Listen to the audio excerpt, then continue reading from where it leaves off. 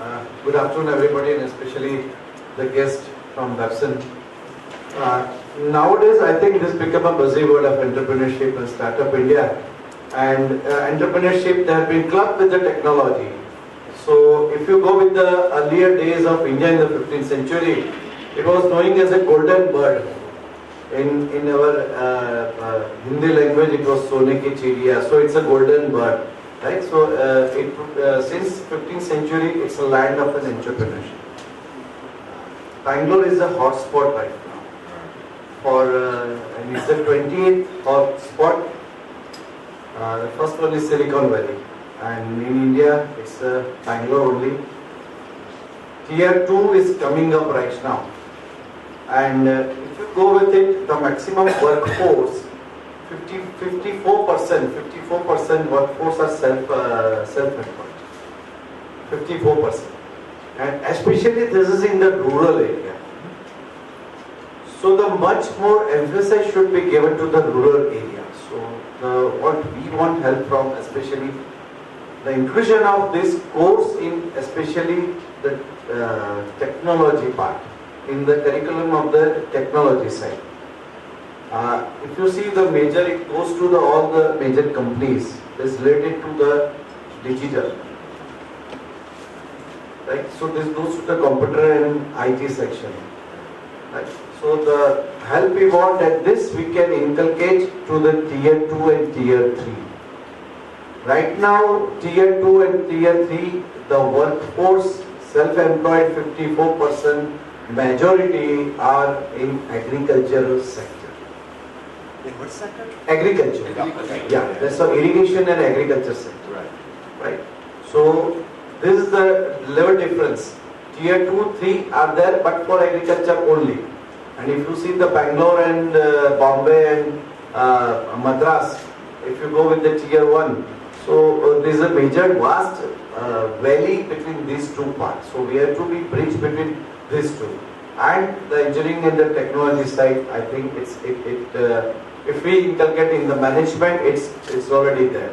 Yeah. But in this engineering sector, we are totally vacuum.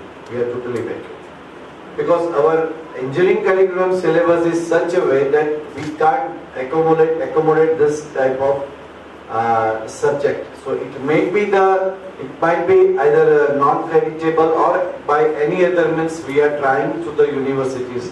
Okay, we can inculcate this type of courses here. If you go with the major failures in the tier 2, almost there is a 53% breakdown of the new registered startups. 53%. Compared with the US, the registered startups are much more. That is the last year, 48 million companies being registered. 24 it is in US. But the breakdown is much more in India.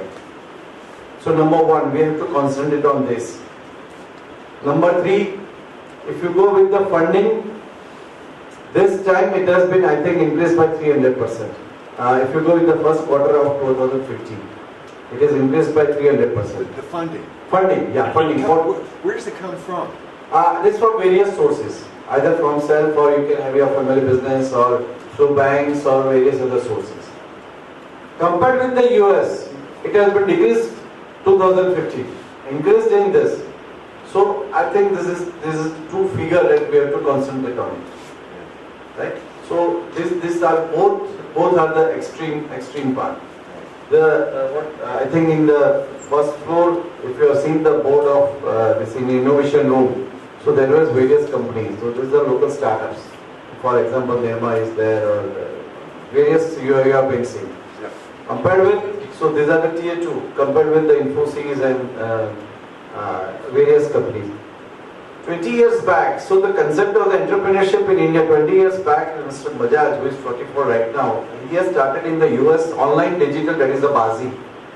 If you recall it, it's a BASI, which was first started, he is a Harvard graduate, and it was first started in the US. It was a BASI 20 years ago. So concept of this is of entrepreneurship skills and everything is already there in the blood of the people of the India and the Gujarat especially. Right? So this is the whole scenario. Now our role is to bridge the gap between these two through the medium of technology. And lastly, if you see the all startups, these are digital based, not on the manufacturing sector. Right. Only digital based and not on the manufacturing sector. A question for you though, within, as a technical educator, educate your students to have some business skills when they can take those technical skills out in the market. Because this is, oh, I'm sorry. Oh, can you hear me? Yeah, so my question is, as a technical educator, do you give your, Yes, sir. do you give your students any business skills that, so when they take these technical skills out in the marketplace, they can commercialize them? Because this is one of the challenges that we also see in the U.S. No. And it's difficult to simply inclusion of one subject of entrepreneurship which is non-creditable. It's difficult to teach the students various skills.